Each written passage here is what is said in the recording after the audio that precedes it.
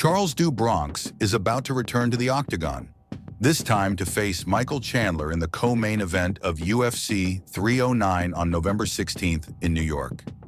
And of course, the anticipation couldn't be higher.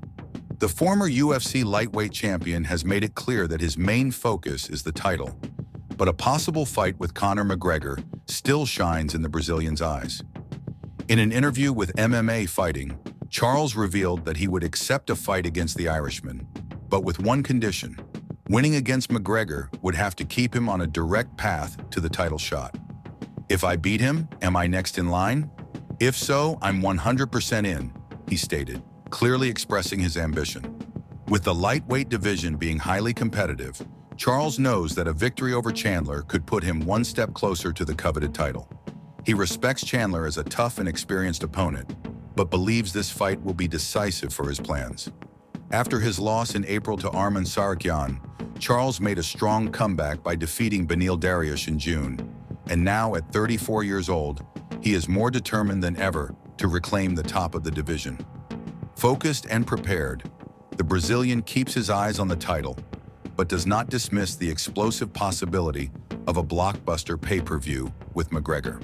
After Charles do Bronx piqued the fans' curiosity with his preparation for UFC 309, it's now Alex Poatin's turn to rev up the engines for UFC 307. And this time, he won't be alone. Just days away from his light heavyweight title fight against Khalil Rountree, scheduled for October 5th in Salt Lake City, Poatin announced a significant addition to his camp, none other than Sean Strickland, his former rival and now training partner. The duo, who faced off at UFC 276, where Alex knocked out Strickland in the first round, has transformed their rivalry into friendship and is now training side by side in a preparation that promises explosive results. The atmosphere in Salt Lake City, with its challenging altitude, only adds to the intensity of the camp. With heavyweight names like Glover Teixeira and Sean Strickland by his side, Alex Poatin is confident and optimistic. The Brazilian, who has already defeated Jamahal Hill and Jiri Prochazka this year, is ready for another title defense. The fight against Khalil Rountree, ranked 8th, will be a true test, but Poatin seems more than ready to shine again in the Octagon. "I'm very happy with this preparation," he stated, highlighting the teamwork and the strategic location in Salt Lake City. Now, the UFC world eagerly awaits the next chapter of this epic journey. After Charles do Bronx opened up about his next steps in the UFC, and Alex Poatin gained a heavyweight boost in his camp, it's now Conor McGregor's turn to shake up the fight world behind the scenes. The Notorious's future in the UFC has been a mystery, but BKFC president David Feldman revealed an intriguing possibility. McGregor is already planning his next move after the UFC, and it could be bare-knuckle boxing. Yes, the Irishman reportedly confided his desire to compete in BKFC, an event he co-owns, as soon as his contract with the Ultimate ends. The idea of seeing Conor in a new sport makes fans' hearts race. But is this transition really close to happening? With 2 fights remaining on his UFC contract, McGregor seems to be eyeing the future, and according to Feldman, already sees himself as a star in BKFC. The conversations between the two indicate that this possibility is 100% real, especially since McGregor also holds shares in the company. And of course, the financial appeal is undeniable. McGregor would earn a fortune fighting bare knuckle, something he has already expressed interest in. However, the long-awaited co-promotion between the UFC and BKFC, similar to what happened in his fight against Floyd Mayweather, seems to be a distant mirage. But when it comes to Conor, surprises are never off the table. Now, the question remains, will the Irishman make history in another arena? Share your thoughts on the Irishman's return to fighting below. After big names like Charles do Bronx and Conor McGregor stirred the UFC's behind the scenes, it's now Diego Lopes' turn to steal the spotlight. Having an impressive moment in the featherweight division, the Brazilian, currently ranked number 3, has become a target for none other than Aljamain Sterling, the former bantamweight champion.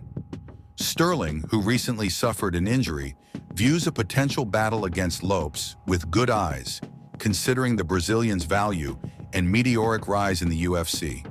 With Sterling's challenge in the air and Evloev's name also in the mix, Diego Lopes finds himself in a golden position, ready to face whatever comes next. Aljamain Sterling made it clear that the battle with Lopes could be a fight for number 3, highlighting his respect for the Brazilian's growth and impact in the division. Lopes, who has already overcome names like Brian Ortega and Dan Ige, seems closer than ever to establishing himself as one of the organization's stars.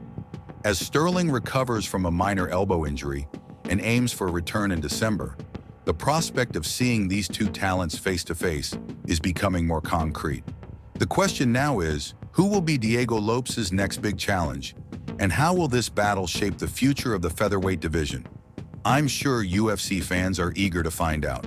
After epic battles and surprising twists in the UFC, Charles "Do" Bronx is about to reunite with an old rival, Michael Chandler. 3 years after their first clash, which earned the Brazilian the lightweight championship with a devastating knockout. This rematch at UFC 309, set for November 16th, promises to be even more electrifying. And for those who think the outcome will be the same, Diego Lima, Charles's coach, made it clear that the strategy has been refined to avoid the struggles of the first round in their previous fight. The goal? To map out Chandler's game as much as possible, neutralize his explosive strikes, and of course, seek a submission that will seal the victory in New York. Charles's team is more than prepared to face the power of Chandler, who, according to Lima, poses a greater threat in the early minutes of the fight. Aware of this, the Brazilian is focused on exposing as little as possible and avoiding surprises. Even with a history of victories by knockout and submission, Charles is preparing for 25 minutes of pure war, but with special confidence in his ability to submit his opponent. Meanwhile, Chandler aims to make up for lost time after more than a year away from the Octagon since his defeat to Dustin Poirier, and is looking to regain his momentum. To top it all off, the stage is set for a potential breathtaking showdown.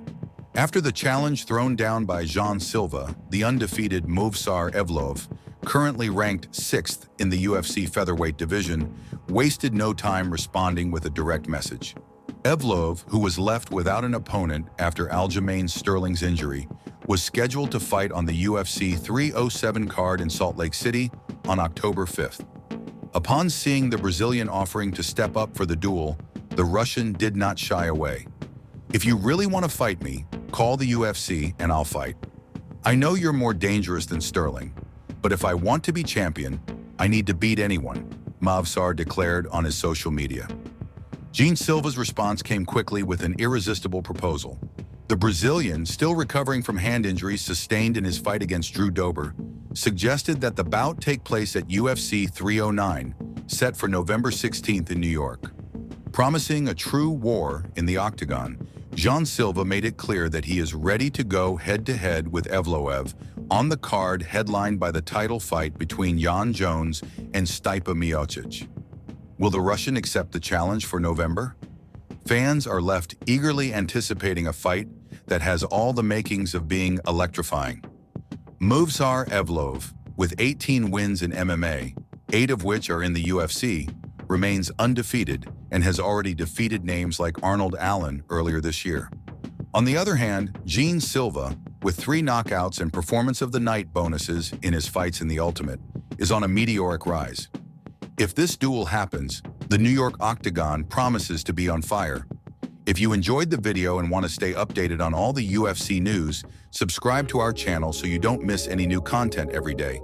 Thank you so much for watching until the end, and we'll see you in the next video.